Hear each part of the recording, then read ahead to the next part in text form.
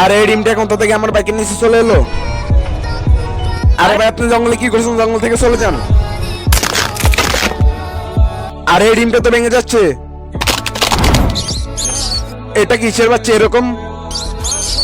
আরে এর গায়ে পানি দিয়ে দেখি তো এর জাত হয় কিনা।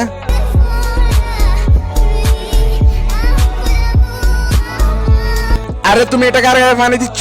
আমার বাইকের নিচে একটা ডিম চলে এলো, ডিমটা থেকে একটা বাচ্চা বের হলো, আমি তার গায়ে পানি দিচ্ছি। জঙ্গলের ভিতরে মনস্টার মানুষকে মেরে খেয়ে নিচ্ছে। ভাই তুমি এখান থেকে চলে যাও।